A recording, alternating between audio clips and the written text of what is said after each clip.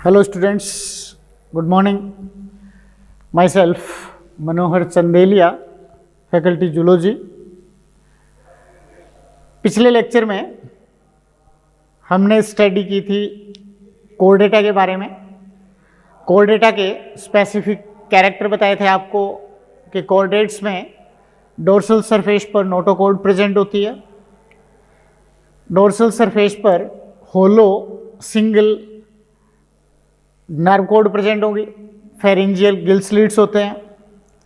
इसके अलावा आपने पढ़ा था पोस्ट एनल टेल होती है और एक इनके अंदर वेंट्रल हर्ट होता है। ये इस तरह के स्पेसिफिक कैरेक्टर जो है वो आपने कोऑर्डिनेट्स में पढ़े थे। कोर डेटा के इन विशिष्ट लक्षणों के बाद या स्पेसिफिक कैरेक्टर के बाद उसमें नेक्स्ट उसके बाद आपने पढ़ा था कि कोर डेटा का जनरल कैरेक्टर्स या सामान्य लक्षण क्या क्या होते हैं, जिनमें इनका आवाज, स्वभाव, symmetry, body organisation, clear, level of body organisation, ये सारी चीज़ें जो है वो आपने जनरल कैरेक्टर में पढ़ा था। उसके बाद पढ़ रहे थे कोर डेटा का क्लासिफिकेशन। तो कोर डेटा के क्लासिफिकेशन में आपको मैंने बताया था कि chordates are classify into two major group. These are acraniata and craniata. Clear, acraniata और क्रेनिएटा में जो है वो मेन डिफरेंस किसका था? क्रेनियम बॉक्स का।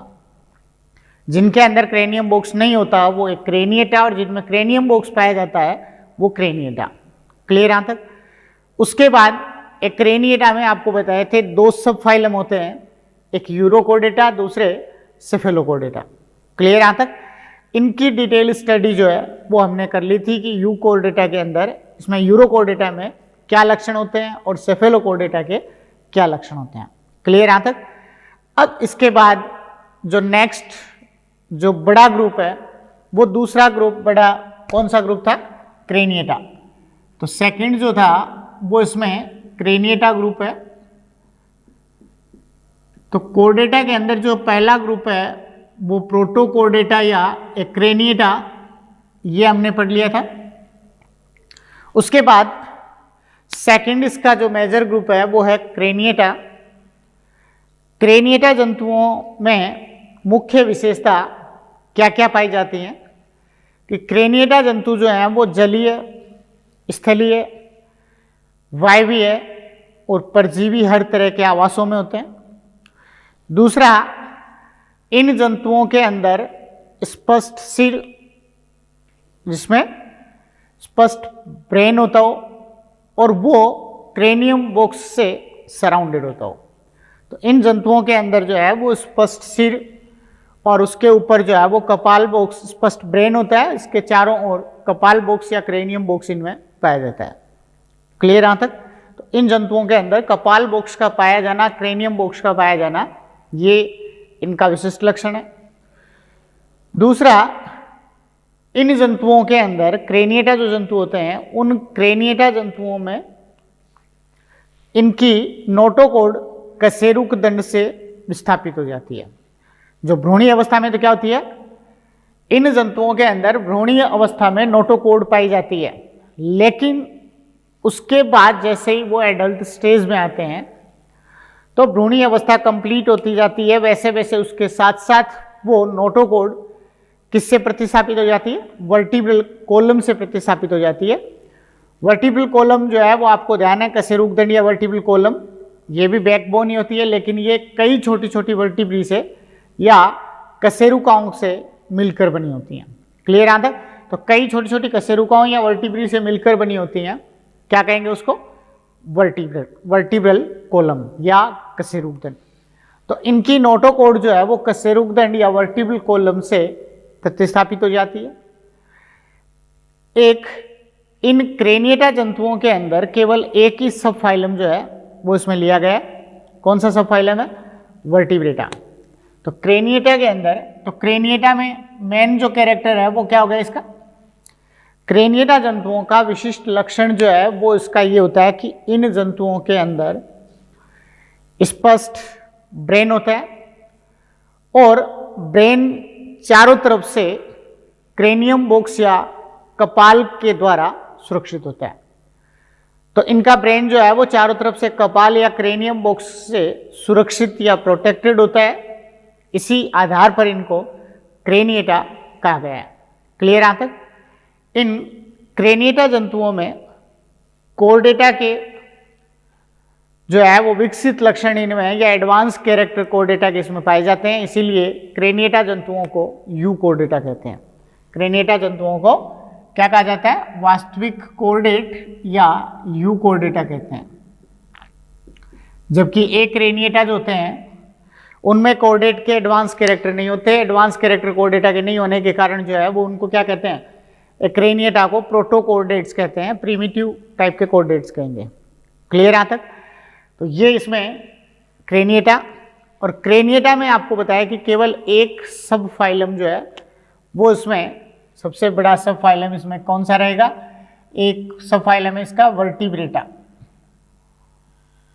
तो क्रेनिएटा के अंदर जो है वो इसका सब फाइलम है वर्टिब्रेटा कशेरुकी।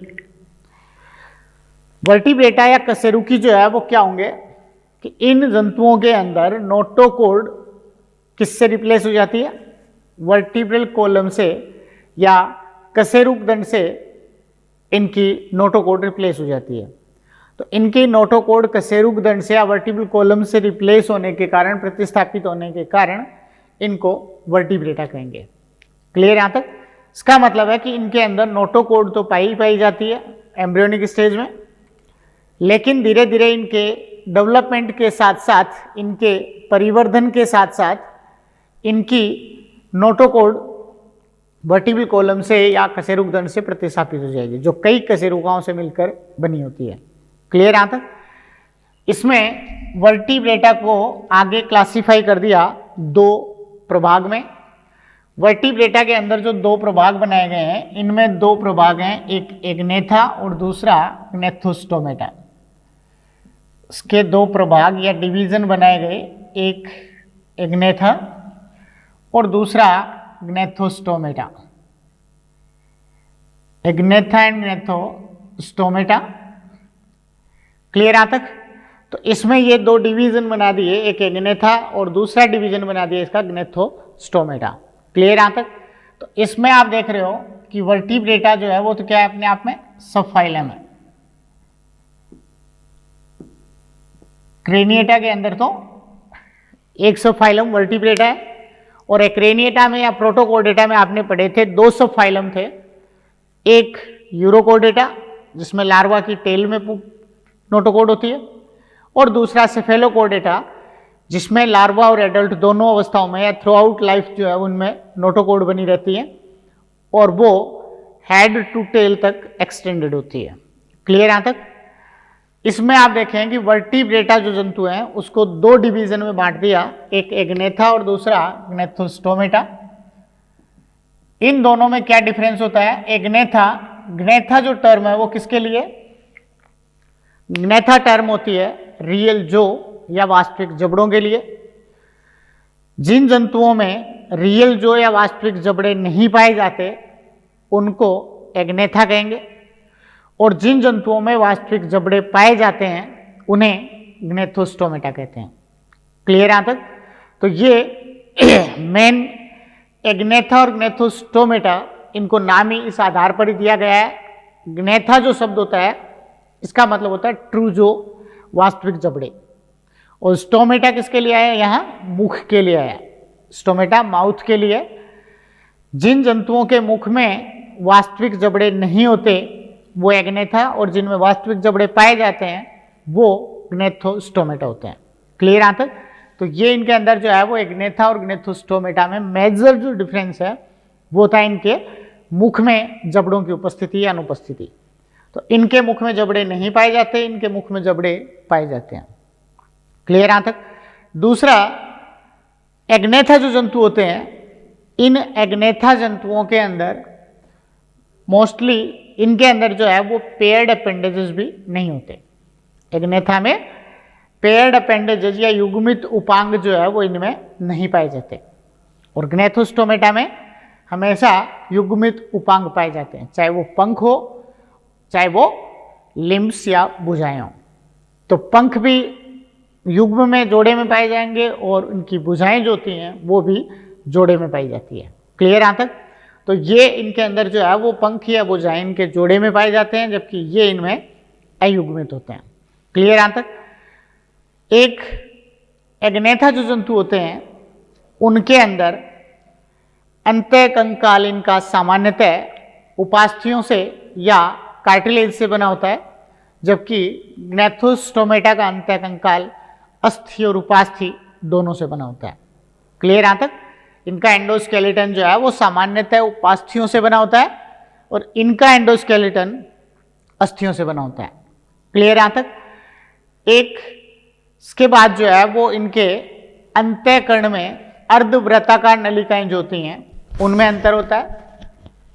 एग्नेथा के अंतःकरण में 2 अर्धवृत्ताकार नलिकाएं, 1 या 2 अर्धवृत्ताकार नलिकाएं होती हैं। ग्नैथोस्टोमेटा में 3 अर्धवृत्ताकार नलिकाएं होती हैं। क्लियर यहाँ तक? तो ये इनके अंदर अगर देखा जाए तो मेजर डिफरेंस एग्नेथा और ग्नैथोस्टोमेटा में क्या क्या हो जाएंगे? सबसे पहला तो मुख में जबड़ों का अभाव, मुख में वास्तविक जबड़ों का अभाव, मुख में वास्तविक जबड़े अनुपस्थित होते हैं। मुख में वास्तविक जबड़े एब्सेंट होंगे और इनके अंदर जो है वो क्या बताएंगे? मुख में वास्तविक जबड़े पाए जाते हैं।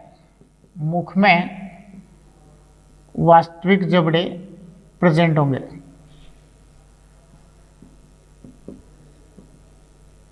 तो एग्नेथा में मुख के अंदर वास्तविक जबड़े नहीं पाए जाते और ग्नैथोस्टोमेटा में मुख में वास्तविक जबड़े पाए जाते हैं। क्लियर यहाँ तक? दूसरा, इनमें युग्मित उपांग एब्सेंट, इसमें युग्मित उपांग जो है वो एब्सेंट होंगे, जबकि ग्नैथोस्टोमेटा में युग्मित उपांग प्रेजेंट होते हैं। समझ गए? इनमें जोड़ों में उपांग पाए जाते हैं, इनमें अनपेयर्ड होते हैं, जोड़ों में नहीं पाए जाते। क्लियर यहाँ तक? तो युग्मित उपांग एब्सेंट और युग्मित उपांग प्रेजेंट होते हैं। इसके बाद आगे देखें, एग्नेथा जो जंतु होते हैं, इन एग्नेथा जंतुओं में अंतःकंकाल इनका सामान्यतः उपास्थियों से बना होता है। तो एंडोस्केलेटन, इनका एंडोस्केलेटन सामान्यतः कार्टिलेजिनस या उपास्थियों का बना होगा। एंडोस्केलेटन कार्टिलेजिनस होगा, उपास्थियों से बना होता है। इनका एंडोस्केलेटन कार्टिलेज और बोन्स दोनों से बना होता है। एंडोस्केलेटन कार्टिलेज एंड बोन्स दोनों से बना होगा, दोनों से बना होता है। उसके बाद एक बताया था, अंतःकरण में 1 या 2 अर्धवृत्ताकार नलिकाएं पाई जाती हैं जो शरीर का संतुलन बनाती हैं, और इनके अंतःकरण में 3 अर्धवृत्ताकार नलिकाएं पाई जाती हैं। तो ये इसमें अंतःकरण में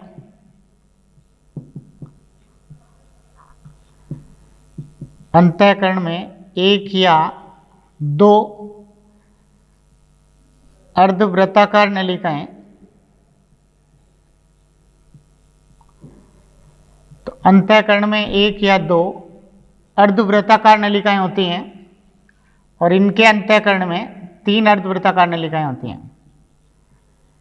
अंतःकरण में 3 अर्धवृत्ताकार नलिकाएं होती हैं। क्लियर यहाँ तक? तो इनके अंतःकरण में 1 या 2 अर्धवृत्ताकार नलिकाएं, इनके अंतःकरण में 3 अर्धवृत्ताकार नलिकाएं पाई जाती हैं। क्लियर यहाँ तक? क्या काम आती है अंतःकरण की नलिकाएं? अंतःकरण की अर्धवृत्ताकार नलिकाएं शरीर का संतुलन बनाने में सहायक होती हैं। क्लियर? इस टाइप से जो है वो इसमें एग्नेथा और ग्नैथोस्टोमेटा में इनके डिफरेंस होंगे। एग्नेथा जंतुओं को 2 क्लासेस में इसको क्लासिफाई किया है। एक क्लास है इसकी ओस्ट्रेकोडर्मी और दूसरी क्लास साइक्लोस्टोमेटा। एग्नेथा का जो क्लासिफिकेशन आप देखें तो एग्नेथा में आपने फ्लो चार्ट में देखा था 2 क्लासेस में इसको क्लासिफाई किया है। कौन कौन सी क्लासेस हैं? एक ओस्ट्रेकोडर्मी इनको दो क्लासेस में क्लासिफाई किया है, एक ओस्ट्रेकोडर्मी और दूसरे साइक्लोस्टोमेटा। इन जंतुओं को जो है वो दो क्लासेस में बांट दिया, एक ओस्ट्रेकोडर्मी और दूसरी साइक्लोस्टोमेटा। क्लियर यहां तक? ओस्ट्रेकोडर्मी जो मछलियां थी, ये ओस्ट्रेकोडर्मी, इनके अंदर भी मुख में जबड़े नहीं पाए जाते थे और इन जंतुओं के शरीर के ऊपर अस्थिल कवच प्लेट जो है वो इनमें पाई जाती थी। इन जंतुओं में इनके शरीर पर अस्थिल कवच प्लेट पाई जाती थी। इसी आधार पर इनको कवचित मछलियां या आर्मर्ड फिशेस भी इनको कहा जाता था। ओस्ट्रेकोडर्मी को कवचित मछलियां या आर्मर्ड फिशेस ये इनको कहा जाता था। तो कवचित मछलियां या आर्मर्ड फिशेस जो है, इनमें क्या था, मेन विशेषता इनकी यही थी कि इनके शरीर पर चारों तरफ जो है वो अस्थिल कवच प्लेट जो है वो इनके ऊपर पाई जाती थी सल्कों की जगह, और वो एक तरीके से इनका एक्सोस्केलेटन बनाती थी। इसलिए ऐसी मछलियों को क्या कहा जाता था, ये कवचित मछलियां या आर्मर्ड फिशेस इनको कहा जाता था। लेकिन वर्तमान में ये सारी मछलियां जो है वो विलुप्त हो चुकी हैं। क्लियर यहां तक? अभी इनमें से जो है वो कोई मछलियां जो है वो वर्तमान में नहीं पाई जाती। क्लियर यहां तक? तो इसमें सिफिलिस्पिस, ड्रेपेनेस्पिस ये इनके अंदर जो है वो ओस्ट्रेकोडर्मी में थी। सिफिलिस्पिस, क्लियर, ड्रेपेनेस्पिस,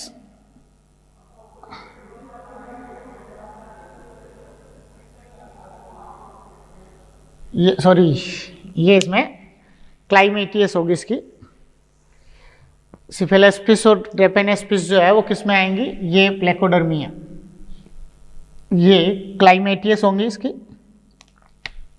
इसका एग्जाम्पल क्लाइमेटियस, ये इनकी ओस्ट्रेकोडर्मी मछलियां थी, कवचित मछलियां। इसके बाद दूसरी जो क्लास है इसकी वो कौन सी है इसमें, साइक्लोस्टोमेटा। तो नेक्स्ट क्लास है वो उसकी साइक्लोस्टोमेटा क्लास है।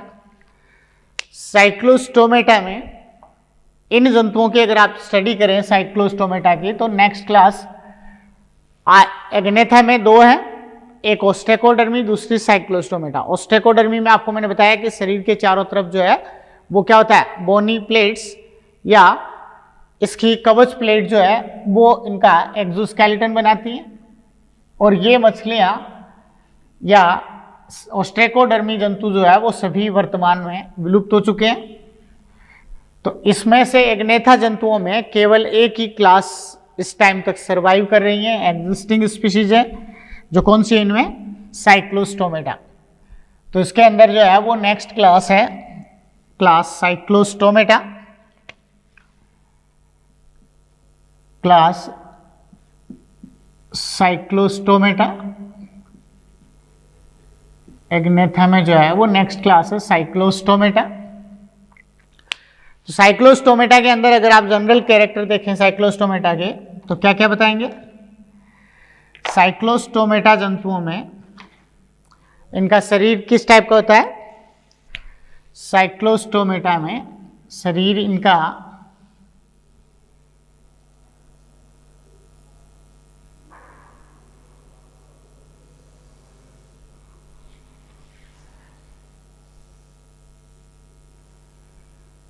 इस टाइप की फिश होती हैं ये, और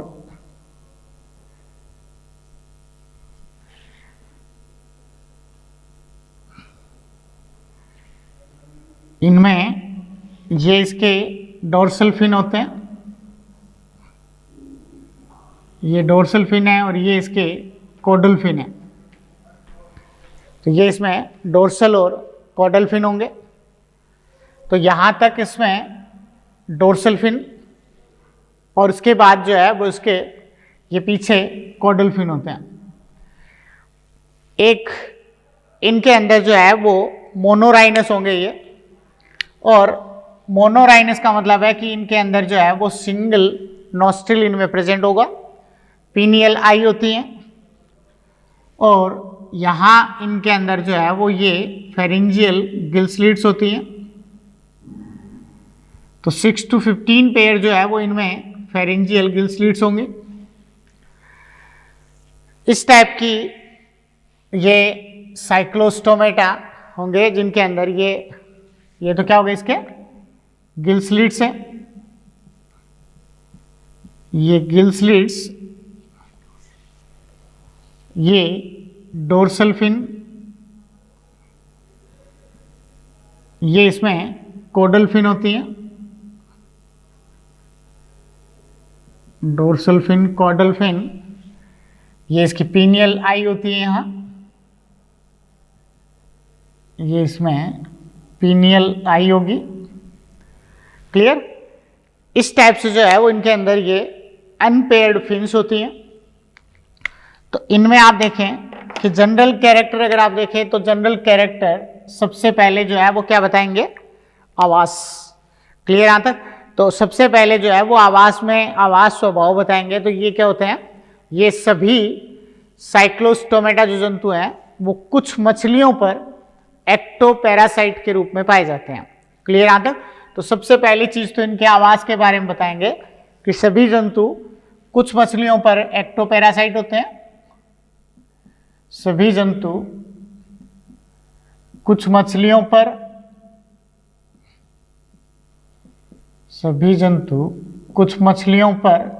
एक्टोपैरासाइट होंगे।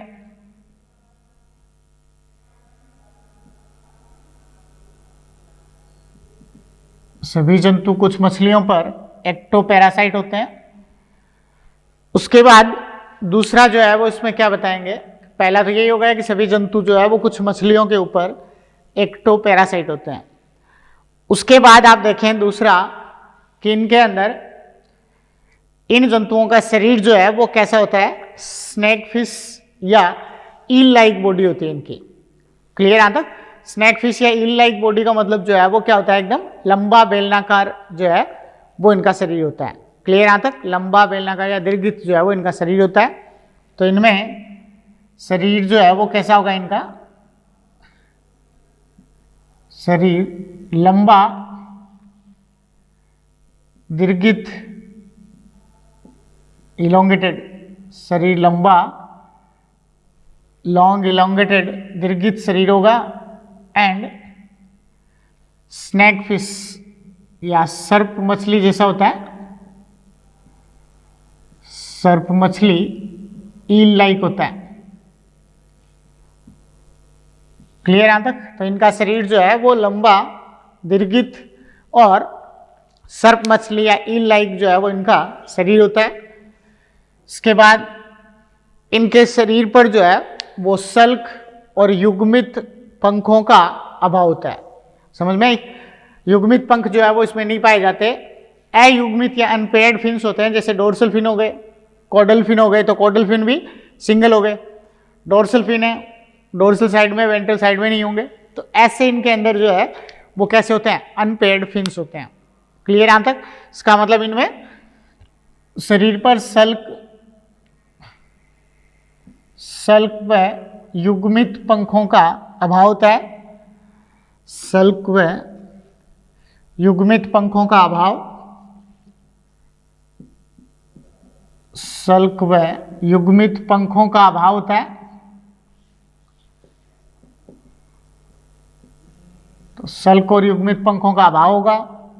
उसके बाद नेक्स्ट जो है वो क्या बताएंगे, ये इनके अग्र सिरे पर जो है वो सर्कुलर माउथ होता है, इसीलिए इसी आधार पर इसका नाम जो है वो साइक्लोस्टोमेटा। साइक्लो का मतलब क्या होता है, गोल, वर्तुल, और स्टोमेटा मुख। तो अग्र सिरे पर जो है वो इनके अंदर वर्तुल मुख या वृत्ताकार मुख होता है, जो सक्शन पंप की तरह या चूषण पंप की तरह काम करता है। एक्टोपैरासाइट होती हैं, तो मछलियों से जो है वो ये अपना पोषण चूसती रहती हैं। क्लियर यहाँ तक? तो ये इनके अंदर जो है वो किस टाइप का होगा, सल्क और युग्मित पंखों का अभाव होता है। अग्र सिरे पर सर्कुलर एंड सेक्टोरियल माउथ होता है, अग्र सिरे पर सर्कुलर एंड सेक्टोरियल माउथ होगा। क्लियर यहां तक? तो अग्र सिरे पर जो है वो इनके सर्कुलर एंड सेक्टोरियल माउथ होगा। सर्कुलर गोल और सेक्टोरियल का मतलब होता है चूषण पंप की तरह चूसता हो। तो इसमें अग्र सिरे पर सर्कुलर एंड सेक्टोरियल माउथ होगा। उसके बाद इनके मुख में जो है वो जीभ जो पाई जाती है उसमें हॉर्नी टीथ होते हैं। हॉर्नी टीथ का मतलब जो है वो क्या होता है कि जीभ के ऊपर ही, अलग इनमें वास्तविक जबड़े नहीं होते, लेकिन इनकी जो जीभ होती है उनके अंदर इस तरह की क्यूटिकुलर कटिंग जो है वो इस तरह की होती है उनमें, कि उसमें दांत जैसे जो है वो उसमें बन जाते हैं, जिनको क्या कहेंगे, ये इनके अंदर जो है वो क्या कहलाते हैं, इस टाइप से क्यूटिकुलर टीथ जो बने हुए थे दांत पे, इसको कहते हैं हॉर्नी टीथ। क्लियर यहां तक? तो मुख में वास्तविक जबड़ों का अभाव होता है, मुख में वास्तविक जबड़ों का तो अभाव होगा, मुख में वास्तविक जबड़े या ट्रूजो एब्सेंट होंगे, और मुख के अंदर जो जीभ होती है उस पर हॉर्नी टीथ पाए जाएंगे। जीभ पर श्रृंगीय दांत, जीभ पर श्रृंगीय दांत या हॉर्नी टीथ होंगे। जीभ पर श्रृंगीय या हॉर्नी दांत होते हैं। क्लियर यहां तक? तो इनकी जीभ पर जो है वो श्रृंगीय दांत या हॉर्नी टीथ पाए जाते हैं। मुख में वास्तविक जबड़े होते हैं, जबड़े एब्सेंट होते हैं। इसके बाद जो है वो इनमें क्या बताएंगे, एक सिंगल जो है वो इनमें नासा छिद्र होता है, तो क्या कहेंगे, इनको मोनोराइनस कहेंगे। क्लियर यहां तक? तो ये मोनोराइनस होते हैं। मोनोराइनस का मतलब जो है वो क्या हुआ कि इनके अंदर जो है वो केवल एक सिंगल नासा छिद्र ये पाया जाता है। एक इनके अंदर जो है वो सिर भाग में एक पीनियल आई या पीनियल नेत्र होता है। तो सिर भाग में एक पीनियल नेत्र, सिर भाग में पीनियल आई, तो सिर भाग में जो है वो इनके पीनियल आई होती है। उसके बाद इनका क्रेनियम और वर्टिब्रल कॉलम जो होती है इनकी, वो कैसी होती है, कार्टिलेजिनस होती हैं। तो इनके अंदर जो है वो उपास्थि से बनी हुई क्रेनियम और वर्टिब्रल कॉलम होती है। तो नेक्स्ट जो है वो इसमें, इनमें cranium and vertebral column, cranium and vertebral column किससे बने होते हैं, क्रेनियम एंड वर्टिब्रल कॉलम उपास्थि से बने हुए।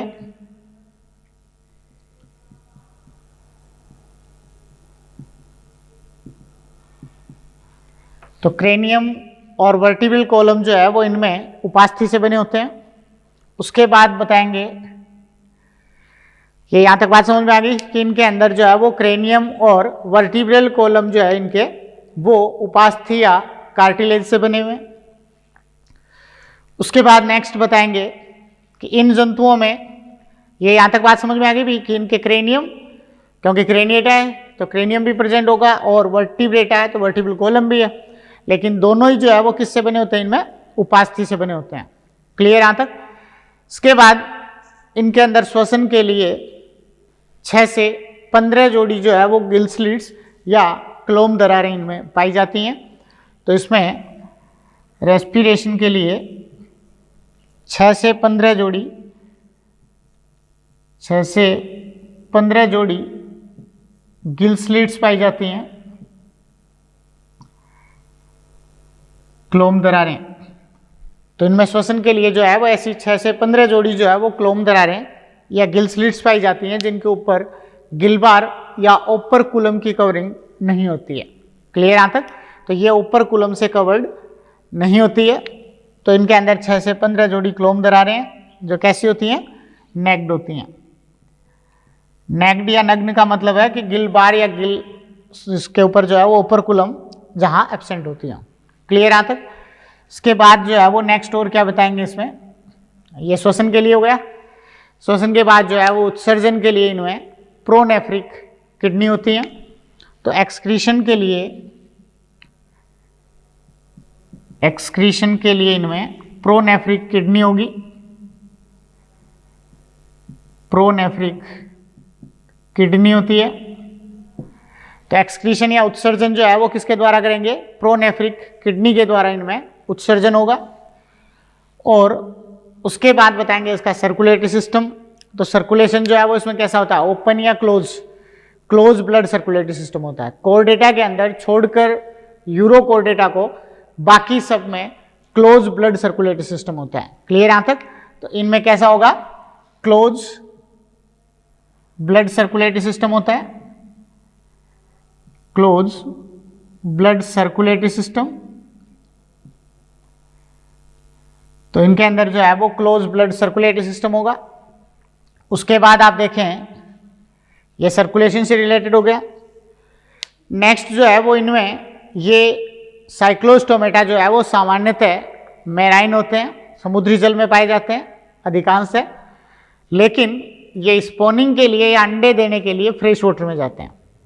और फ्रेश वाटर में जाने के बाद कुछ दिनों बाद जो है वो जैसे ही अंडे दे देते हैं, अंडे देने के बाद ये खुद डेड हो जाते हैं और इनके लार्वा जो है वो कायांतरण के बाद वापस फ्रेश वाटर में आते हैं। क्लियर यहां तक? तो सामान्यतः कैसे होंगे ये? यूजुअली मैराइन होते हैं। सामान्यतः मैराइन या समुद्री जल में होते हैं, जो स्पॉनिंग के लिए स्पॉनिंग या अंडे देने के लिए फ्रेश वाटर में जाते हैं। तो सामान्यतः जो है वो कैसे होते हैं? ये अधिकांशतः समुद्री जल में होते हैं, जो अंडे देने के लिए फ्रेश वाटर में जाते हैं। और उसके बाद इनके जो लार्वा होंगे, लार्वा कायांतरण के बाद वापस कहाँ जाएंगे? लार्वा कायांतरण के बाद वापस मैराइन वाटर में आ जाएंगे, वापस मैराइन वाटर में। समझ रहे हो भाई? वैसे तो साइक्लोस्टोमेटा जो है वो कैसे होंगे? सामान्यतः समुद्री जल में पाए जाते हैं, लेकिन अंडे देने के लिए या स्पॉनिंग के लिए ये कहाँ चले जाएंगे? फ्रेश वाटर में चले जाएंगे। फ्रेश वाटर में अंडे दे दिए, उसके बाद ये खुद डेड हो जाते हैं और उसके बाद उनके जो लार्वा है वो कायांतरण के बाद या मेटामॉर्फोसिस के बाद वापस कहाँ माइग्रेट हो जाते हैं? समुद्री जल में माइग्रेट हो जाते हैं। क्लियर यहां तक? तो ये इनके अंदर जो है वो कायांतरण के बाद किस में आ जाएंगे? मैराइन वाटर में आएंगे। इसके बाद ये यूनिसेक्सुअल और बाइसेक्सुअल में से कैसे होते हैं? ये यूनिसेक्सुअल होंगे। एक ये यूनिसेक्सुअल या एक लिंगी जंतु होते हैं जो लैंगिक जनन करते हैं, तो ये यूनिसेक्सुअल होंगे। और ओविपेरस होते हैं, यूनिसेक्सुअल और ओविपेरस होंगे। अंडज है जो अंडे दे रहे हैं वहां जाके, तो यूनिसेक्सुअल एंड ओविपेरस। उसके बाद जो है वो क्या बताएंगे? फर्टिलाइजेशन इनमें कैसा होगा? इनडायरेक्ट डेवलपमेंट भी होता है और डायरेक्ट डेवलपमेंट भी होता है। सब में डायरेक्ट नहीं होता, जैसे मिक्सिन है उसमें डायरेक्ट डेवलपमेंट है, पेट्रोमाइजोन है उसमें इनडायरेक्ट डेवलपमेंट है। क्लियर यहां तक? तो मोस्टली कैसा होता है? Indirect development.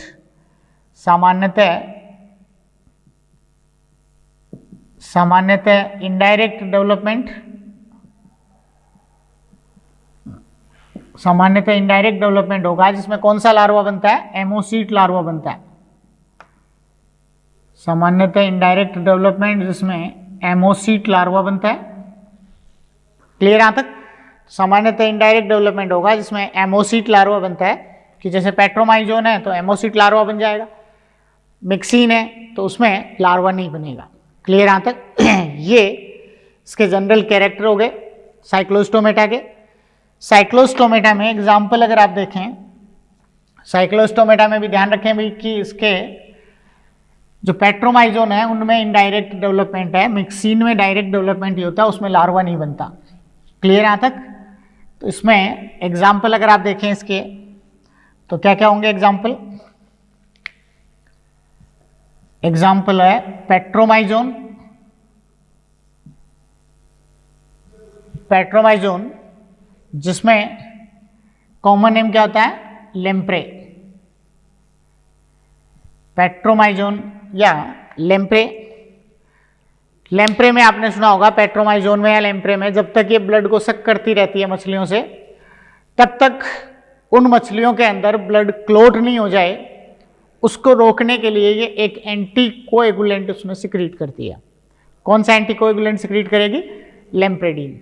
समझ में आ गई। पेट्रोमाइजोन जो है वो जब तक किसी होस्ट फिश के ऊपर, मछली के ऊपर चिपकी रहेगी, तब तक ये उसमें ब्लड को क्लोट होने से रोकने के लिए एंटी कोएगुलेंट लेम्प्रेडीन जो है वो उसमें स्रावित करके छोड़ती है। क्लियर यहाँ तक। तो ये तब तक के लिए लेम्प्रेडीन छोड़ती हैं, ये इसका एंटी कोएगुलेंट है। उसके बाद दूसरी जो है वो इसमें एग्जाम्पल दे सकते हो आप, मिक्सिन, चुड़ैल मछली, उसका कॉमन नेम हैगफिश। मिक्सिन क्या होगी इनमें, हैगफिश होती है, चुड़ैल मछली। तो ये इनके अंदर जो है वो मिक्सिन जो होती है उसमें डायरेक्ट डेवलपमेंट होता है, कोई लार्वा नहीं बनता। क्लियर यहाँ तक, समझ में आ गया अभी। तो ये इसमें कौन से हो गए, एग्नेथा के दोनों क्लासेस होगी, ओस्टेकोडर्मी एंड साइक्लोस्टोमेटा। क्लियर यहाँ तक। अब इसके बाद हम चर्चा करेंगे एग्नेथा के बाद ग्नेथोस्टोमेटा। एग्नेथा के बाद जो है वो दूसरा इसका डिवीजन है ग्नेथोस्टोमेटा, जिसमें आपको डिफरेंस में ही बता दिए इसके कैरेक्टर कि ग्नेथोस्टोमेटा जो जंतु होते हैं, इन जंतुओं में क्या विशेषता होती है ग्नेथोस्टोमेटा की। ग्नेथोस्टोमेटा जंतु होते हैं, इनके अंदर एक तो मुख में वास्तविक जबड़े पाए जाते हैं, युग्मित उपांग होते हैं। इसके अलावा इनके अंतःकरण में 3 अर्धवृत्ताकार नलिकाएं होती हैं। अंतःकंकाल अस्थियों और उपास्थियों से दोनों से बना होता है। क्लियर यहाँ तक। ये आपने ग्नेथोस्टोमेटा में पढ़ा है। अब ग्नेथोस्टोमेटा का आगे आपने क्लासिफिकेशन देखा है कि ग्नेथोस्टोमेटा को कितनी क्लासेस में क्लासिफाई कर दिया। ग्नेथोस्टोमेटा फ्लो चार्ट में पढ़ा है भाई आपने, ग्नेथोस्टोमेटा को 2 सुपर क्लास में क्लासिफाई किया है। तो ग्नेथोस्टोमेटा के अंदर इसकी 2 सुपर क्लास कौन कौन सी होती है ग्नेथोस्टोमेटा की। ग्नेथोस्टोमेटा के कैरेक्टर आपको मैंने बता दिए। इसके बाद इसकी सुपर क्लास जो है वो 2 है, एक पीसीज और दूसरी सुपर क्लास इसकी टेट्रापोडा। तो इसमें पीसीज और टेट्रापोडा जो है वो इसकी 2 सुपर क्लास है।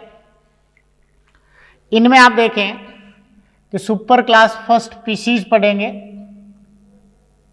Super class first Pisces. Super class first Pisces जो है, इस सुपर क्लास में सारी वास्तविक मछलियों को रखा गया है जिनके मुख में वास्तविक जबड़े पाए जाते हैं। क्लियर यहां तक। इनमें सारी वास्तविक मछलियों को इस पीसीज सुपर क्लास में रखा गया है जिनके अंदर मुख में वास्तविक जबड़े पाए जाते हैं। क्लियर यहां तक। तो ऐसी सारी मछलियां जो है वो कौन सी सुपर क्लास में, पीसीज में आती हैं। क्लियर यहां तक। अब पीसीज के अंदर जनरल कैरेक्टर अगर आप देखें तो पीसीज के जनरल कैरेक्टर में सबसे पहले वही आवास स्वभाव वाली बात आती है। तो ये सारी की सारी मछलियां जो है वो जलीय होती हैं, जो स्वच्छ जलीय आवास में भी होती है और समुद्री जलीय आवास में भी होती हैं और कुछ इसमें एक्वेरियम में भी होती हैं। क्लियर यहां तक। तो ये इनके अंदर जो है वो समुद्री जल, स्वच्छ जल, तो ये marine, fresh water, marine, fresh water और इसके साथ साथ मैराइन, फ्रेश वाटर एंड उसके अलावा किस में पाई जाएंगी, एंड एक्वेरियम। तो ये मैराइन वाटर में भी होंगी, समुद्री जल में भी पाई जाती हैं, स्वच्छ जल में भी पाई जाती हैं और इसके साथ साथ ये जो एक्वेरियम होते हैं, जलाशय होते हैं, उनके अंदर भी पाई जाती हैं। क्लियर यहाँ तक। तो marine water, fresh water and aquarium, इन सब में पाई जाती हैं। कुछ मछलियाँ जो है वो माइग्रेटरी फिश होती हैं, माइग्रेशन करती हैं। तो कुछ मछलियों में जो है वो माइग्रेशन भी पाया जाता है। ये माइग्रेशन जो होता है, ये माइग्रेटरी फिश कहेंगे इनको, प्रवासी मछलियाँ। ये माइग्रेटरी फिश है वो दो तरह की होती हैं, कैटाड्रोमस और एक एनाड्रोमस। कैटाड्रोमस और एनाड्रोमस में ये होता है कि जो मैराइन टू फ्रेश वाटर में जाती हैं वो कैटाड्रोमस, और जो फ्रेश से मैराइन वाटर में जाती हैं वो एनाड्रोमस होती हैं। क्लियर यहाँ तक? तो ये इनके अंदर जो है वो दो तरह के इनमें माइग्रेशन होते हैं, एक कैटाड्रोमस एंड एनाड्रोमस। किसके अकॉर्डिंग है ये? कि फ्रेश वाटर से मैराइन में जा रही है, मैराइन से फ्रेश वाटर में आ रही है, उसके अकॉर्डिंग ये दो टाइप की हो गई। क्लियर यहाँ तक? तो फ्रेश टू मैराइन वाटर में जा रही है तो कैटाड्रोमस, मैराइन से फ्रेश वाटर में आ रही है तो एनाड्रोमस होती हैं। क्लियर यहाँ तक? तो ये माइग्रेटरी फिश होती हैं। उसके बाद इनके अंदर जो है वो शरीर कैसा होता है इनका? इन मछलियों के अंदर जो है वो शरीर धारा रेखीय शरीर होता है। तो स्ट्रीमलाइन इनकी बॉडी होती है, तो इसमें धारा रेखीय शरीर होगा, धारा रेखीय या स्ट्रीमलाइंड बॉडी होती है। इनमें धारा रेखीय है ताकि जल धारा की जो है वो उसको काटते हुए ये आगे बढ़ सके। तो धारा रेखीय या स्ट्रीमलाइंड बॉडी होती है इनकी, धारा रेखीय या स्ट्रीमलाइंड शरीर होगा इनका।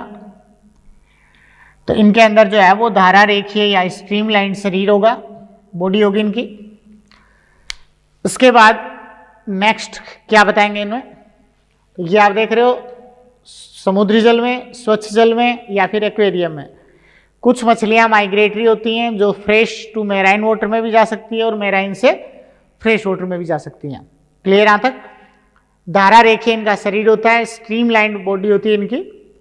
उसके बाद नेक्स्ट जो है वो उसमें क्या बताएंगे कि इन जंतुओं में ये मछलियां जो होती हैं वो मोनोकोंडाइलिक होती हैं। एक शीत रुधिरधारी कोल्ड ब्लडेड, और कोल्ड ब्लडेड को क्या कहेंगे? असमतापी।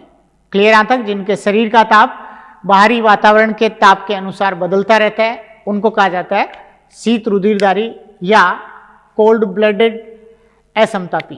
क्लियर यहाँ तक? तो यह है असमतापी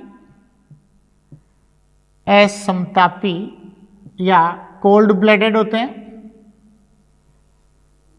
असमतापी या कोल्ड ब्लडेड होंगे। असमतापी या कोल्ड ब्लडेड का मतलब जो है वो क्या होगा इनमें? शीत रुधिरधारी। तो ये शीत रुधिरधारी और असमतापी होते हैं जिनके शरीर का ताप जो है वो according to environment, according to वातावरण के कम ज़्यादा होता रहता है, वो असमतापी होते हैं। तो असमतापी या कोल्ड ब्लडेड होंगे ये। एक मोनोकोंडाइलिक होते हैं, मोनोकोंडाइलिक। मोनोकोंडाइलिक का मतलब है कि जिनके अंदर एक ही ऑक्सीपिटल कोंडाइल के द्वारा इनकी स्कल या करोटी भाग जो है वो किसके साथ जुड़ा रहता है? एक ही ऑक्सीपिटल कोंडाइल के द्वारा वर्टिब्रल कॉलम के ऊपर जुड़ा रहता है, तो क्या कहेंगे उसको? मोनोकोंडाइलिक। और जिनके अंदर दो ऑक्सीपिटल कोंडाइल पाए जाते हैं वो होते हैं डाइकोंडाइलिक। क्लियर यहाँ तक? तो इन कोडेटा जंतुओं में या वर्टिब्रेटा जंतुओं में डाइकोंडाइलिक दो ही क्लास हैं, एक एम्फीबिया और एक मेमेलिया। समझ में आ गई? डाइकोंडाइलिक, एम्फीबिया और मेमेलिया है। बाकी पीसीज, रेप्टिलिया और एवीज ये तीनों मोनोकोंडाइलिक होते हैं। क्लियर यहाँ तक? तो ये मोनोकोंडाइलिक होंगे। उसके बाद इनका शरीर जो है वो सिर, धड़ और पूंछ में बटा होता है। तो इनके अंदर जो है वो शरीर सिर, धड़ और पूंछ में बटा होता है, सिर, धड़ व पूंछ में बटा होता है। तो इनका शरीर जो है वो सिर, धड़ और पूंछ में विभेदित होगा। उसके बाद इनमें बाह्य कंकाल के रूप में या एक्सोस्केलेटन के रूप में क्या पाया जाता है? इनके अंदर स्केल्स या सल्क जो है उनसे इनका शरीर ढका होता है। तो इनकी त्वचा जो है वो कैसी होती है, सल्क युक्त जो है वो इनमें त्वचा होती है। क्लियर यहाँ तक। तो शरीर जो है वो शरीर सल्कों से आवृत होता है, सल्कों से आवृत होता है, जो इनके अंदर कई तरह की सल्क या स्केल्स जो है वो इनकी त्वचा पर पाई जाती हैं, जिनमें प्लेकोइड स्केल्स होती हैं, गैनोइड स्केल्स, टिनोइड स्केल्स, ठीक है, साइक्लोइड स्केल्स, ये इनके ऊपर स्केल्स होती हैं। तो शरीर सल्कों से आवृत होगा। उसके बाद इनके अंदर जो है वो दो नासाछिद्र या एक जोड़ी नासाछिद्र होते हैं। इसका मतलब ये क्या होते हैं, डायराइनस होते हैं, ये डायराइनस होते हैं। उसमें आपने पढ़ा था पेट्रोमाइजोन में, पेट्रोमाइजोन कैसे होते हैं, पेट्रोमाइजोन है वो मोनोराइनस या साइक्लोस्टोमेटा जो आपने पढ़े हैं वो मोनोराइनस होते हैं।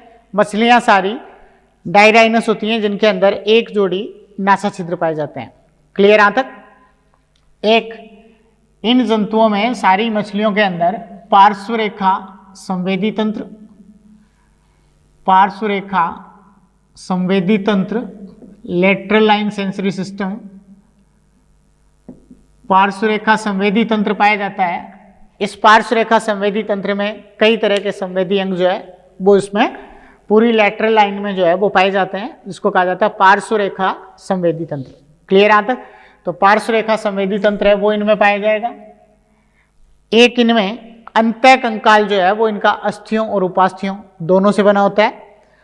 अस्थिल मछलियां हैं उनमें अस्थियों से बना होता है, उपास्थिल मछलियों का अंतः कंकाल उपास्थियों से बना होता है। क्लियर यहाँ तक। तो ये इनके अंदर पार्श्व रेखा संवेदी तंत्र, और उसके बाद जो है वो इनमें अंतः कंकाल या एंडोस्केलेटन, एंडोस्केलेटन अंतः कंकाल जो है वो किस किस से बना होता है, इनका अस्थि व उपास्थियों से इनका अंतः कंकाल बना होता है, बोन्स एंड कार्टिलेज से। अंतः कंकाल इनका बोन और कार्टिलेज से, अस्थि और उपास्थि से इनका अंतः कंकाल बना होता है।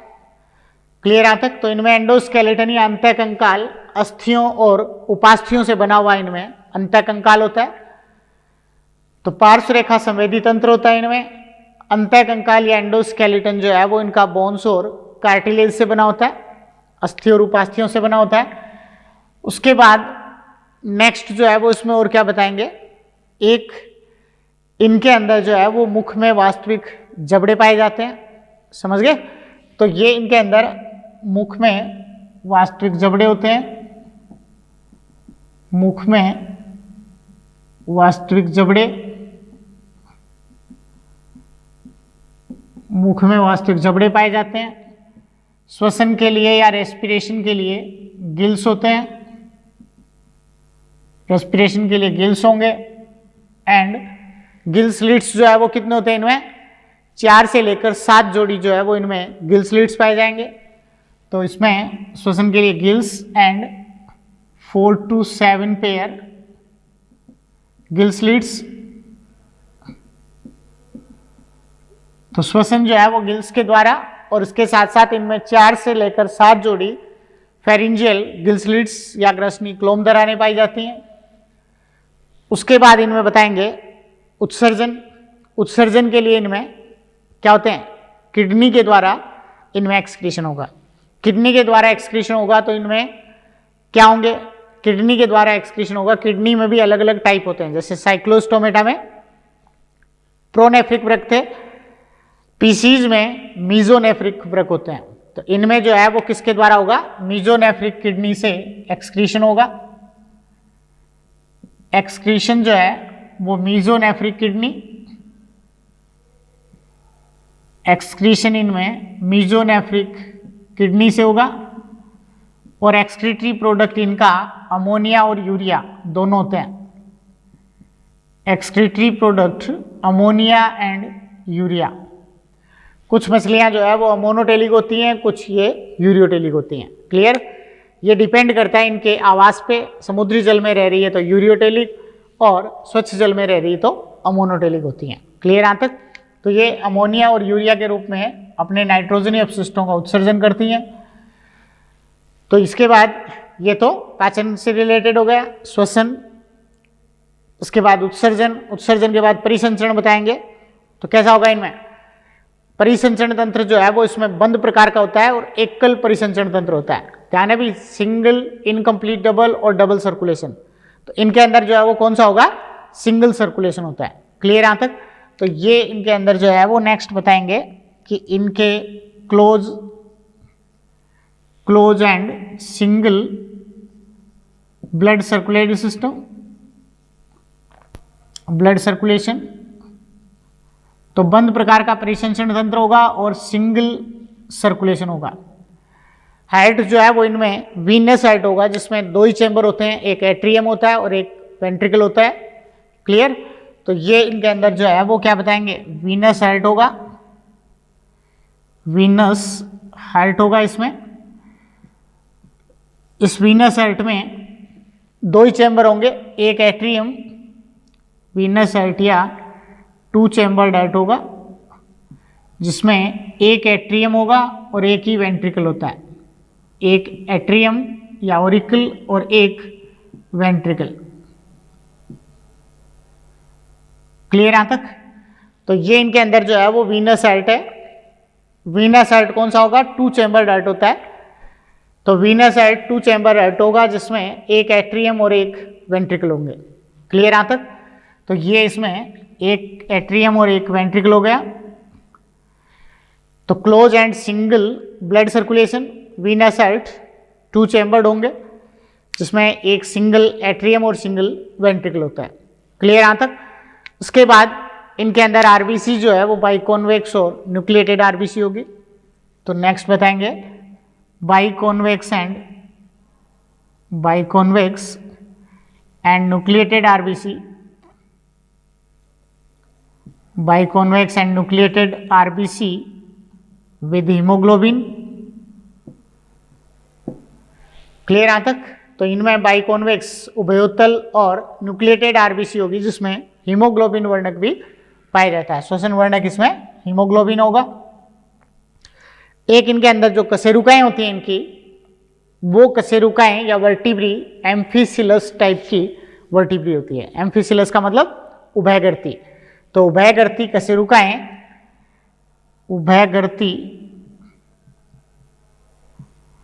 उभयगर्ती या एम्फीसिलस, उभयगर्ती या एम्फीसिलस वर्टिब्री होगी। तो इनके अंदर जो है वो उभयगर्ती या एम्फीसिलस वर्टिब्री होती है। उभयगर्ती या एम्फीसिलस वर्टिब्री का मतलब जो है वो क्या होता है कि जिनके सेंट्रम के दोनों सिरे जो है वो अवतल होते हैं। तो सेंट्रम के दोनों सिरे या दोनों सतहों से सेंट्रम जो है वो अवतल होता हो, गर्त पाई जाती है, उसको कहा जाता है उभयगर्ती या एम्फीसिलस वर्टिब्री। तो इनके अंदर उभयगर्ती या एम्फीसिलस वर्टिब्री होगी। सर्कुलेटरी सिस्टम बता दिया, एक्सक्रीशन, रेस्पिरेशन, डाइजेशन के बता दिए।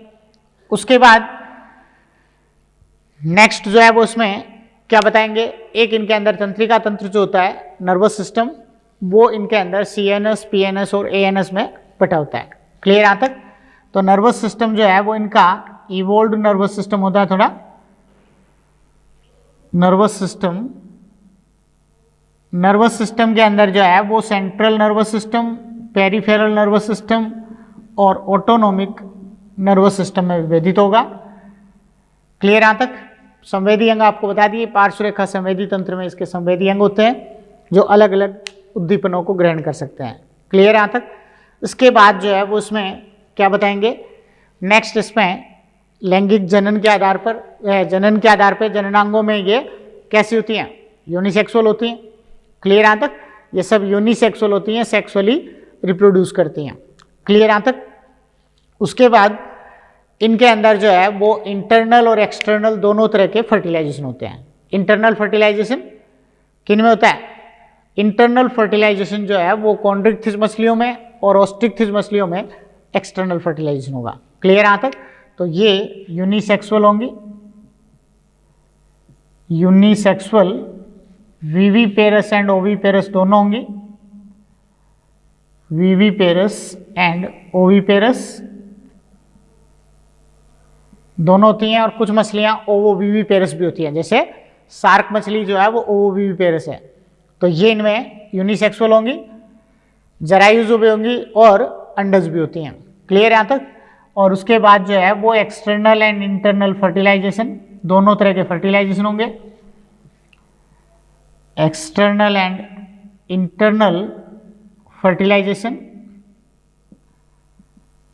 एक्सटर्नल एंड इंटरनल फर्टिलाइजेशन होगा, बाह्य और आंतरिक निषेचन।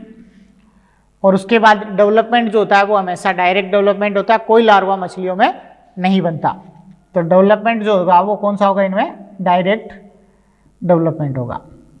क्लियर यहाँ तक। अब इसके बाद पढ़ेंगे क्लासिफिकेशन ऑफ पीसीज।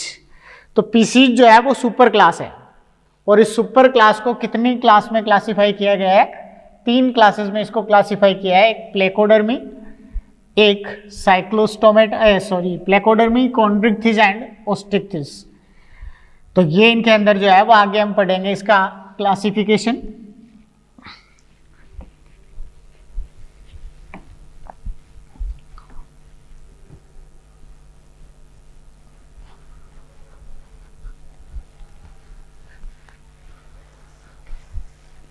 तो इसमें नेक्स्ट पीसीज का क्लासिफिकेशन। पीसीज को, ये तो सुपर क्लास है, कितनी क्लास में क्लासिफाई कर दिया इसको, 3 में। इसकी 3 क्लासेज हैं, एक प्लेकोडर्मी,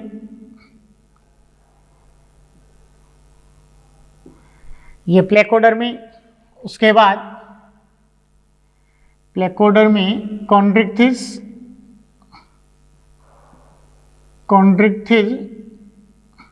एंड ओस्टिक्थिस। तो ये इनके अंदर जो है वो इसकी 3 क्लासेस हैं। पीसीज है वो सुपर क्लास है जिसकी 3 क्लासेस है, प्लेकोडर्मी, कॉन्ड्रिक्थिस एंड ओस्टिक्थिस। क्लियर यहाँ तक। इनमें से प्लेकोडर्मी मछलियां जो है वो केवल पर्मियन से डिवोनियन काल तक ही पाई जाती थी। समझ में आ गई। प्लेकोडर्मी मछलियां जो है वो पर्मियन से डिवोनियन काल तक पाई जाती थी, जो वर्तमान में विलुप्त हो चुकी हैं। क्लियर यहाँ तक। इस टाइम पर जो है वो प्लेकोडर्मी मछलियां नहीं पाई जाती। क्लियर यहाँ तक। तो ये प्लेकोडर्मी मछलियां जो है वो पर्मियन से लेकर डिवोनियन काल तक पाई जाती थी, और इन मछलियों में इनके अंदर जो है वो कवच प्लेट इनमें भी पाई जाती थी। प्लेकोडर्मी में भी जो है वो प्लेट्स के रूप में त्वचा जो है वो प्लेट की कवरिंग से कवर्ड होती थी, इसीलिए इनको नाम दिया गया प्लेकोडर्मी। प्लेको मीन्स प्लेट, डर्मी त्वचा।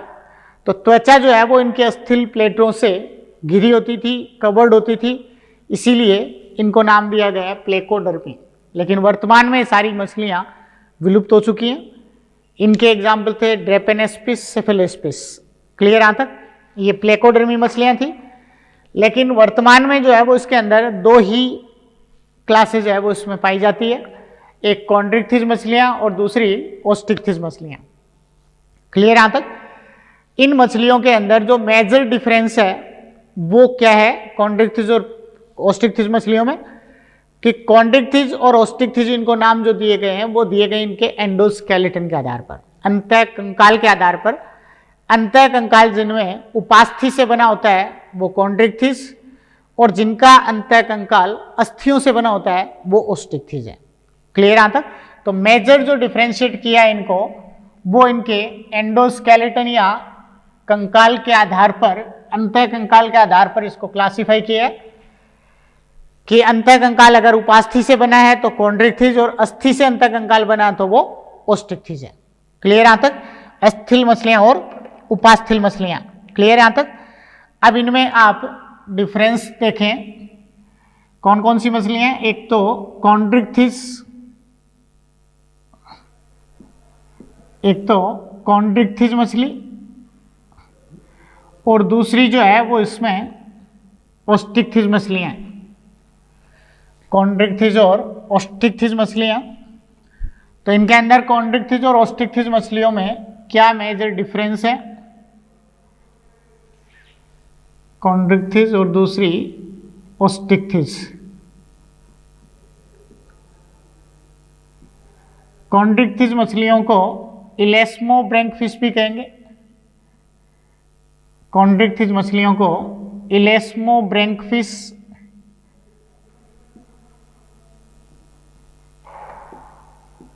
या उपास्थल मछलियां। तो कॉन्ड्रिक्थिस मछलियां जो है वो इलेस्मोब्रैंकफिश या उपास्थल मछलियां होती है, और ओस्टिक्थिस मछलियां जो है वो बोनीफिश या क्या कहेंगे, ये इलेस्मोब्रैंकफिश और ये टीलियोस्ट फिश होती हैं, इनको टीलियोस्ट फिश कहेंगे। क्लियर यहां तक? तो कॉन्ड्रिक्थिस और ओस्टिक्थिस मछलियां, क्लियर यहां तक? तो ये दो इसको क्लास में जो है वो मेनली बांटा गया है, क्योंकि प्लेकोडर्मी जो है वो अब विलुप्त है, समझ गए? तो इनको काउंट नहीं करें तो ये इसकी दो क्लास है, कॉन्ड्रिक्थिस और ओस्टिक्थिस।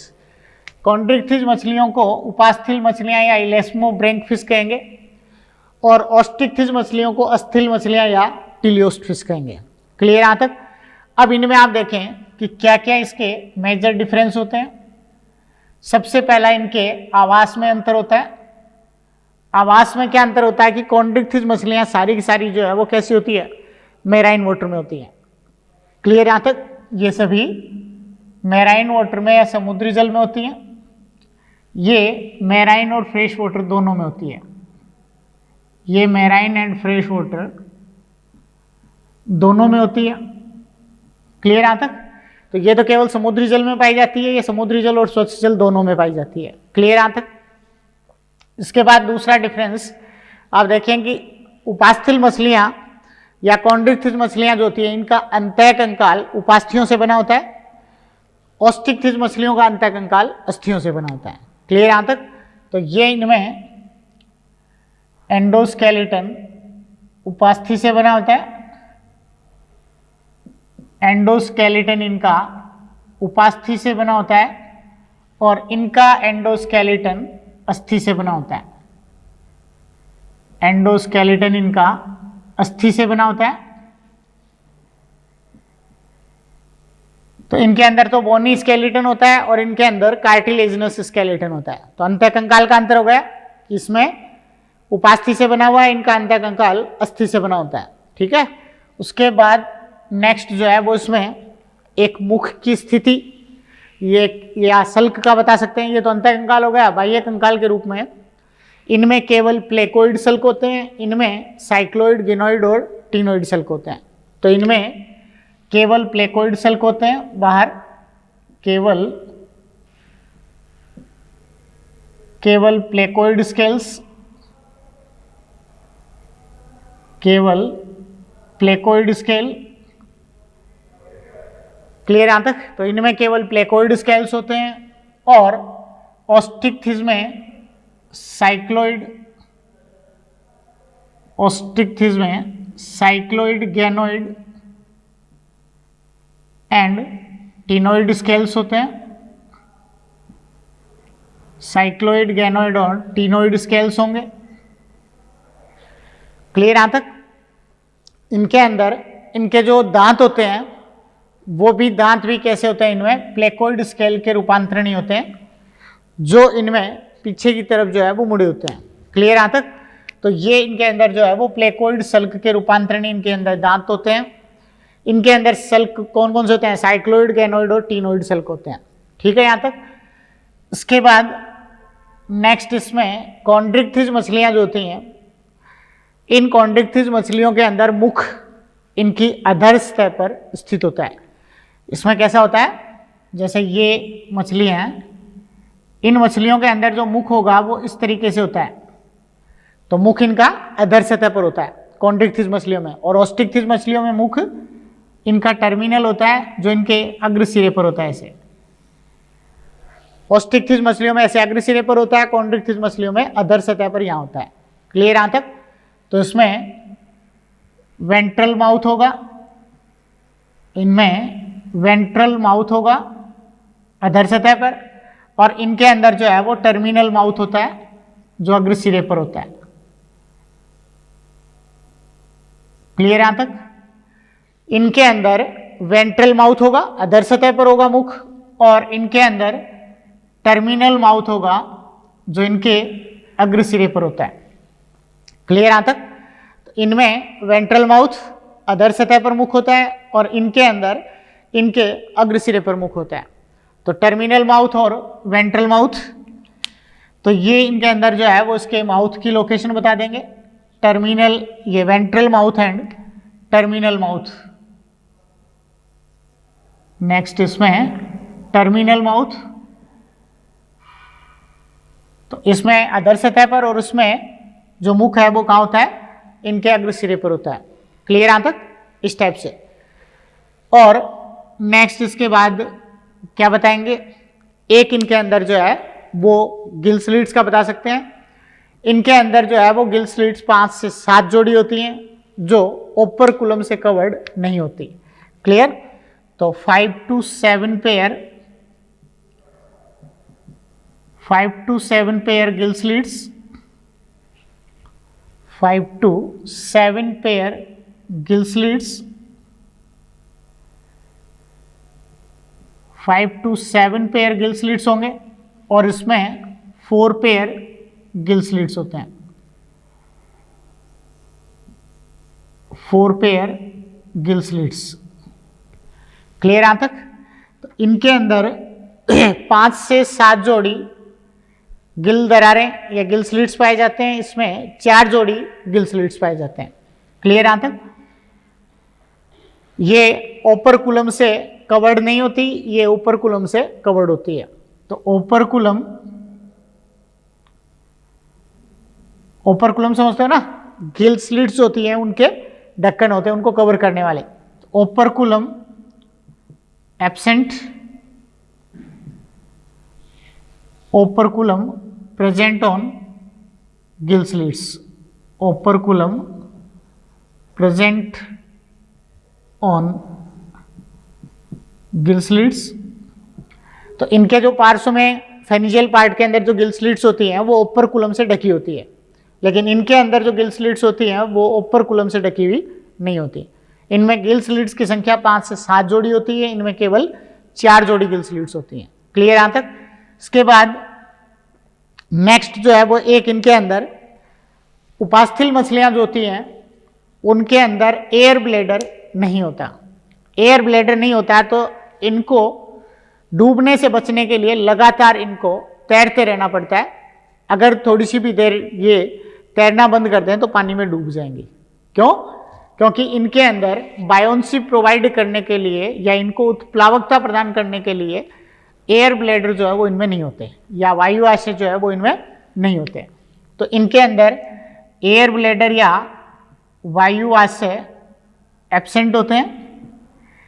इनमें एयर ब्लैडर या वायु आशय एब्सेंट होंगे और इनमें एयर ब्लैडर या वायु आशय प्रेजेंट होते हैं, जिनके कारण ये मछलियां जो है वो तैरना एक बार के लिए बंद भी कर दें तो ये पानी में डूबती नहीं है। समझ में आ गई? क्यों? क्योंकि इनके अंदर जो एयर ब्लैडर होते हैं या वाताशय होते हैं, वायु आशय होते हैं, वो इनके शरीर को उत्प्लावकता प्रदान करते हैं और वो उत्प्लावकता के कारण ये लगातार जो है वो तैरना बंद भी कर दे तो उसके बाद भी ये उसकी सतह पर बनी रह सकती हैं। क्लियर यहां तक? लेकिन ये इनमें ये एयर ब्लैडर नहीं पाए जाते हैं, इसलिए इनके अंदर जो है वो अगर रेस्ट करना शुरू कर देंगे तो परमानेंट रेस्ट हो जाएगा इनका। समझ में आ गई? पानी में डूब जाएंगी ये। क्लियर? तो ये इनमें एयर ब्लैडर जो है वो एब्सेंट होता है, इनमें एयर ब्लैडर प्रेजेंट होता है। क्लियर यहां तक? जो क्या करता है इनको बायोन्सी प्रोवाइड करता है। एयर ब्लैडर जो है वो इनको बायोन्सी प्रोवाइड करेगा, उत्प्लावकता प्रदान करता है। क्लियर यहां तक? उसके बाद आप देखें कि जो उपास्थल मछलियां हैं, इन उपास्थल मछलियों की आंत्र में स्क्रोल वाल्व जो है वो प्रेजेंट होते हैं जो इसके अवशोषण की सतह को बढ़ाते हैं। तो उपास्थल मछलियों में आंत्र में सर्पिल कपाट या स्क्रोल वाल्व, आंत्र में सर्पिल कपाट या स्क्रोल वाल्व प्रेजेंट होते हैं। क्या रोल होता है इनका? आंत्र के अंदर जो स्क्रोल वाल्व या सर्पिल कपाट होते हैं वो इनमें अवशोषण की सतह को बढ़ाते हैं। इनकी आंत्र में ये स्क्रोल वाल्व एब्सेंट होते हैं। क्लियर यहाँ तक? इनकी आंत में सर्पिल कपाट या स्क्रोल वाल पाए जाएंगे जो क्या करते हैं, अवशोषण की सतह को बढ़ाते हैं। इनकी आंत्र में ये नहीं पाए जाते, इसलिए क्या होते हैं, नहीं पाए जाते, ये अवशोषण की सतह इनमें कम होती है। क्लियर यहाँ तक? उसके बाद एक इनके अंदर जो है वो एम्पुला ऑफ लोरेंजनी, थर्मोरिसेप्टर एक तापग्राही एम्पुला ऑफ लोरेंजनी, ये इनके अंदर पाया जाता है, तापग्राही एम्पुला ऑफ लोरेंजनी, एम्पुला ऑफ लोरेंजनी,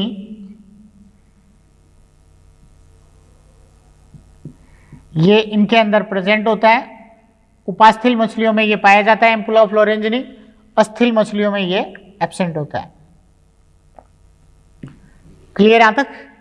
ये हो गया। एक जो है वो इसमें आप डिफरेंस बता सकते हैं कि उपास्थल मछलियां जो होती हैं इनके अंदर नर में पेल्विक फिन जो है वो मॉडिफाइड होकर क्या बनाते हैं, पेल्विक फिन के मॉडिफिकेशन से क्लेस्पर अंग बन जाते हैं। क्लेस्पर अंग जो है वो क्या होते हैं, मैथुनी अंग होते हैं। तो इनके अंदर क्लेस्पर ऑर्गन नर में, इनके मेल में क्लेस्पर ऑर्गन पाए जाते हैं, क्लेस्पर ऑर्गन पाए जाते हैं। क्लियर यहां तक?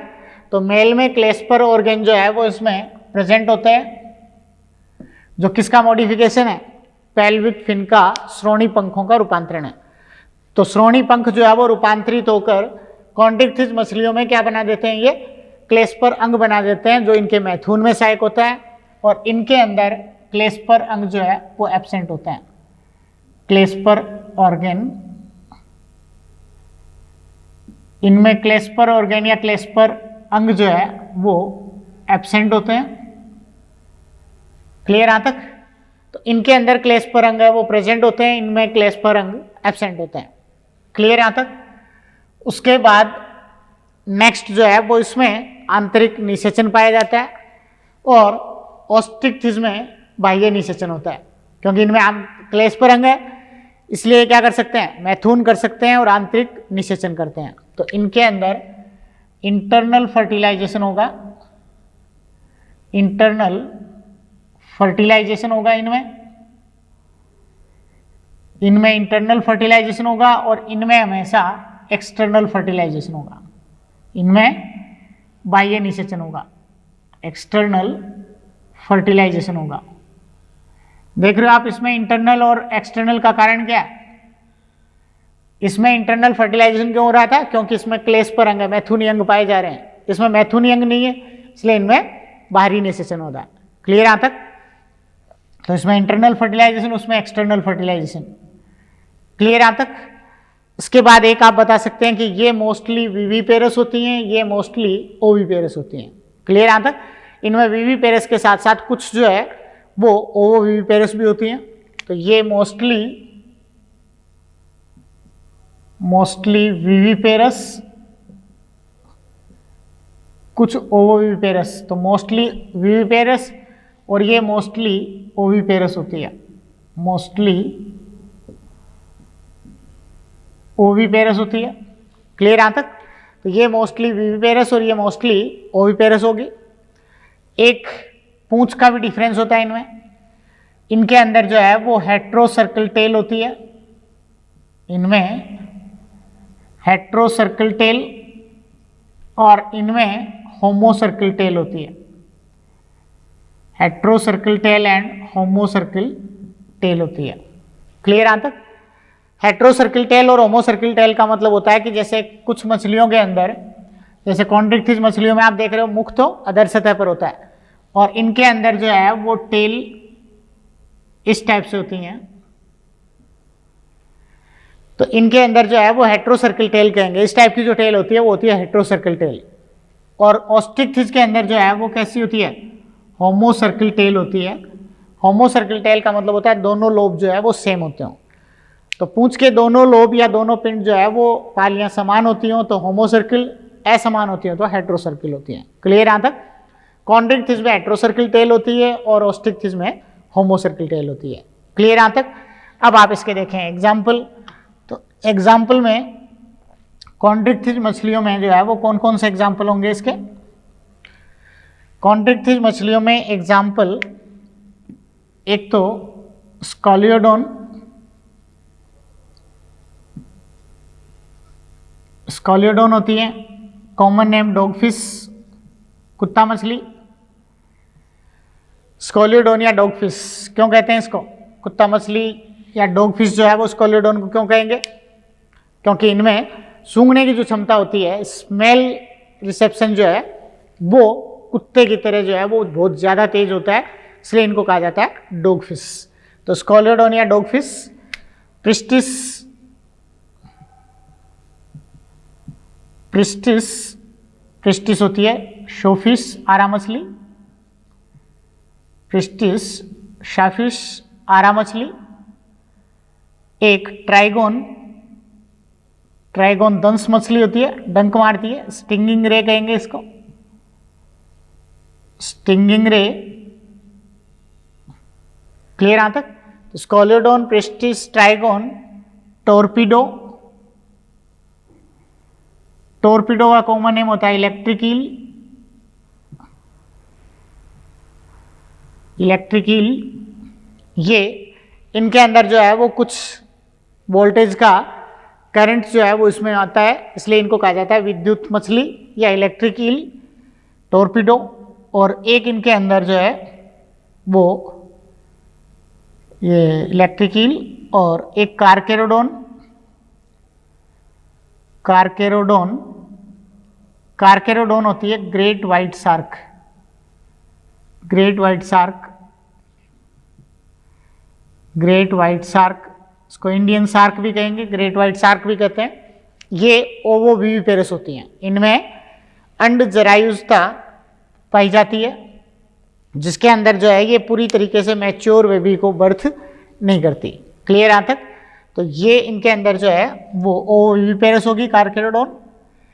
एक इनके अंदर ध्यान रखें भी, कैटफिश और टोरपीडो, ये इनके अंदर जो है वो दोनों ऐसी मछलियां हैं जिनके अंदर त्वचा पर सल्क या स्केल्स नहीं पाए जाते, टोरपीडो और कैटफिश। क्लियर यहां तक? और इसके अंदर एग्जाम्पल में अगर आप देखें तो ये आपको बताया कि मैराइन में भी होती है और फ्रेश वाटर में भी होती है। तो इनके अंदर मैराइन में कौन सी है और फ्रेश वाटर में कौन सी होगी? मैराइन के एग्जाम्पल जो है वो एक तो एक्सोसिटस, मैराइन के example एक्सोसिटस, common name flying fish, एक्सोसिटस flying fish. तो एक तो इसमें ये एग्जाम्पल होगा उड़न मछली एक्सोसिटस, एक हिप्पोकैम्पस, हिप्पोकैम्पस, हिप्पोकैम्पस का कॉमन नेम होता है सी हॉर्स, इसको समुद्री घोड़ा या सी हॉर्स क्यों कहते हैं? घोड़े की तरह दौड़ता है क्या? किस कारण से बोलते हैं इसको समुद्री घोड़ा? इसका मुख जो है वो घोड़े की तरह होता है, तो इसका मुख घोड़े की तरह होने के कारण जो है वो इसको क्या कहा जाता है? सी हॉर्स, समुद्री घोड़ा कहते हैं। एक इसका स्पेसिफिक कैरेक्टर इसका ये है कि ये हमेशा जो है वो इरेक्ट पोस्चर में ही जो है वो ऐसे गति करता है। समझ में आ गई? कभी ऐसे जो है वो लेटकर जल की सतह पर गति नहीं करता। कैसे करेगा? हमेशा ऐसे खड़ी अवस्था में जो है वो जल की सतह पर तैरता रहता है। ये हिप्पोकैम्पस होता है। और एक इसके साथ साथ इनके नर के अंदर जो है वो शिशुदानी पाई जाती है। क्लियर यहां तक? ब्रूड पाउच जो होता है वो इनके अंदर जो है वो इनके नर में पाया जाता है। दूसरा, ये इरेक्ट पोस्चर में लोकोमोशन या फ्लोटिंग करता है। तो ये इनमें हिप्पोकैम्पस और एक्सोसिटस दोनों ही मैराइन फिश है। इसके अलावा फ्रेश वाटर फिश में अगर आप देखें, मैराइन फिश, उसके बाद fresh water fish. Fresh water में कौन कौन सी होती है इनके अंदर? लेबियो, फ्रेश वाटर में लेबियो, उसको फ्रेश वाटर कार्प या इंडियन कार्प कहेंगे, फ्रेश वाटर कार्प, लेबियो। कटला होती है, कटला कॉमन नेम भी कटला। क्लियर यहां तक? क्लेरियस, क्लेरियस, क्लेरियस का कॉमन नेम मागुर, क्लेरियस कॉमन नेम मागुर होता है। क्लियर यहाँ तक? तो कटला का कॉमन नेम कटला, क्लेरियस मागुर होती है। तो ये सारी फ्रेश वाटर फिश है। तो लेबियो कटला एक रोहू होती है, इसमें रोहू कहते हो लेबियो को, फ्रेश वाटर फिश होगी। और इसके बाद जो है वो एक एक्वेरियम वाली फिश, एक्वेरियम में रखी जाने वाली फिश में जो है वो एक तो बेटा है, एक्वेरियम बेटा, जिसका कॉमन नेम क्या होता है? फाइटिंग फिश, लड़ने वाली मछली। एक्वेरियम बेटा फाइटिंग फिश। एक होती है टेरोफाइलम, टेरोफाइलम ये होती है angel fish, Pterophyllum angel fish होती है। क्लियर यहाँ तक? इस तरीके से जो है वो ये इनके अंदर जो है सारी इसकी पीसीज का क्लासिफिकेशन और सारे इसके एग्जाम्पल हो गए। क्लियर यहाँ तक? एक इनके अंदर जो है वो मछली है काइमेरा, थोड़ा मछली कहते हैं जिसको। एक चीज आप इसके बारे में ध्यान रखें, काइमेरा या हैमरफिश जो होती है, इस काइमेरा या हैमरफिश को जो है वो कॉन्ड्रिक्थिज और ओस्टिक्थिज के बीच की योजक कड़ी कहा जाता है। क्लियर यहाँ तक? इनके अंदर गिल स्लिट्स जो है वो 5 से 7 जोड़ी होते हैं। ये उपास्थल मछली का लक्षण है, लेकिन इनके ऊपर ओपरकुलम पाई जाती है। गिल स्लिट्स 5 से 7 जोड़ी है, इसका मतलब उपास्थल मछली है, लेकिन ये ओपरकुलम से घिरी होती है, ओपरकुलम से ढकी होती है गिल स्लिट्स। ये अस्थिल मछलियों का गुण है। तो इसमें अस्थिल और उपास्थल दोनों मछलियों के गुण पाए जाते हैं, इसलिए इसको काइमेरा को कनेक्टिंग लिंक बिटवीन कॉन्ड्रिक्थिज एंड ओस्टिक्थिज कहा गया है। क्लियर यहाँ तक? ये सारा पीसीज या जो है वो मत्स्य महावर्ग या सुपर क्लास के बारे में आपने पढ़ लिया, जिसकी दोनों क्लासेस हैं, कॉन्ड्रिक्थिज एंड ओस्टिक्थिज। क्लियर यहाँ तक? समझ में आया बेटा? ये यहाँ तक आपने कौन सा पढ़ लिया? ग्नैथोस्टोमेटा की एक सुपर क्लास पढ़ ली, पीसीज। अब नेक्स्ट लेक्चर में हम इसकी नेक्स्ट सुपर क्लास पढ़ेंगे टेट्रापोडा, जिसके अंदर 4 क्लासेस हैं, Amphibia, Reptilia, Aves and Mammalia. Clear? Okay, bye.